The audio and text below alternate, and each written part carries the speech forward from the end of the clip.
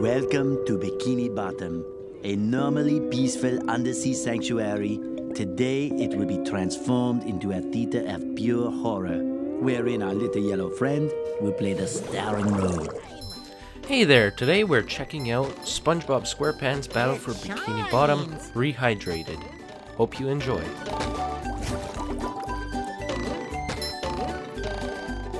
Well, all I can say for the gameplay is it's fun.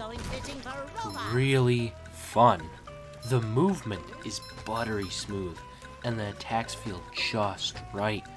Later on, you get different moves that bring more opportunities. The levels are also a nice piece to the game, although I did miss the Mermalair and had to look up a guide to find out where it was because there's no clues. Yeah, it doesn't say that you're supposed to go under Mermaid Man. And it doesn't even hint to going there either. Some maps weren't as nice and sometimes they were confusing, but eventually I got to where I was heading.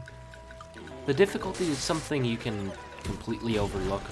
It's an easy to pick up, difficult to master situation, so you shouldn't worry about being able to beat the game. There's a difficulty spike in the end levels, but it's easy to get used to. The gameplay is awesome and is one of the big sellers for this game. The story is basic.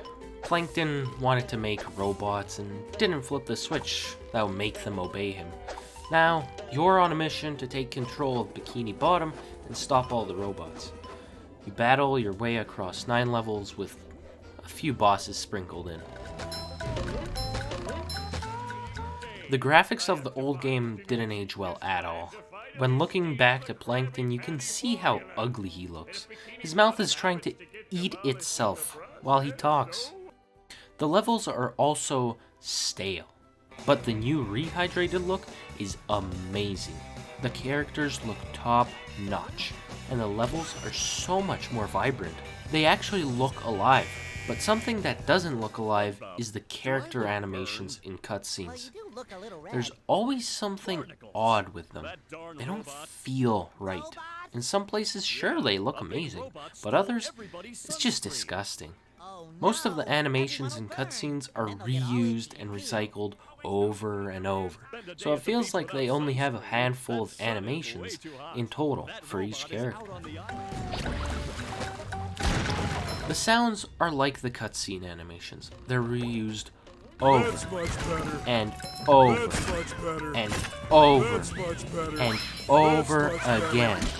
I didn't know if it was a bug, but then I watched a video and the person complained about the same thing. The songs are also repeated and they don't even try to blend it in. It's just a cut and then it repeats.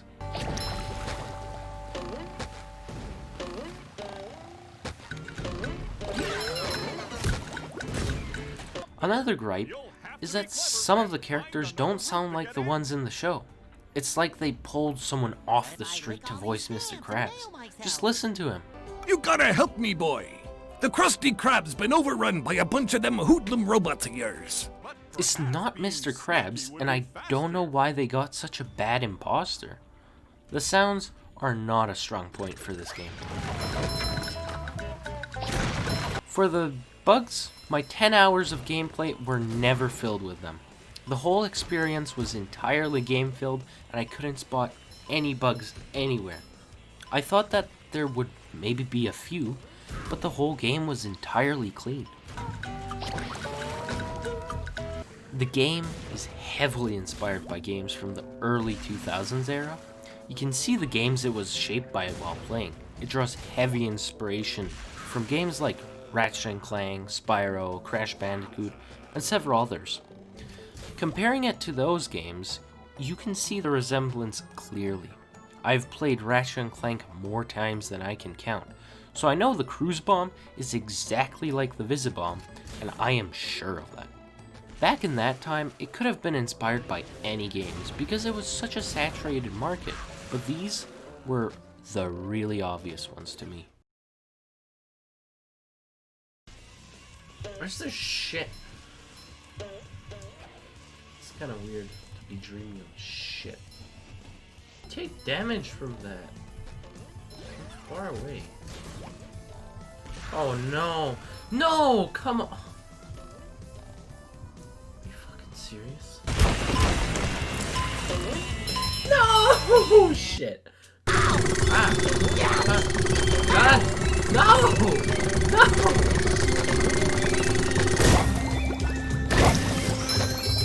God damn it.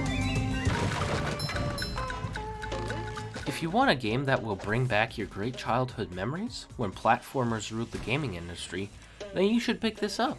The fluid movement brings you right back, and the game isn't hard, so you won't get frustrated while playing. If you're annoyed by bad sound design, then you won't like this game because of repeating dialogue and music. The sounds are truly awful, and I missed an entire level in the game. The graphics are a fresh new layer that add a beautiful world to explore. The price is great for what it's offering, and is a definite bonus to the whole package. Honestly, I'd give it a 7 out of 10. It's good for the price, and you should definitely pick it up.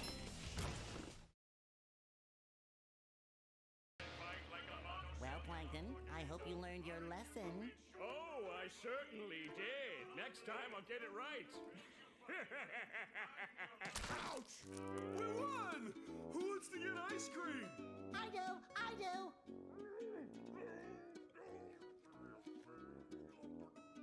Need I remind you all that there are still robots out there making a mess of Bikini Bottom? Sandy is right. Well, I thought she was a squirrel. I'm being punished. I don't know for what, but I'm being punished. There's still work to be done out there. Mermaid Man and Barnacle Boy wouldn't stop, and neither will I. We can't rest until Bikini Bottom is safe.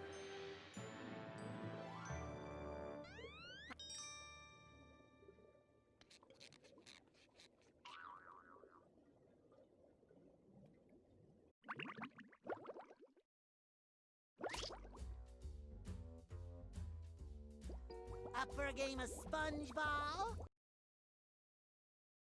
Oh my god, that is horrible.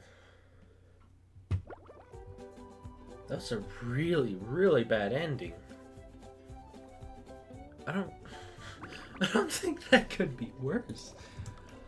What? And how the hell do I go to the Mermalair?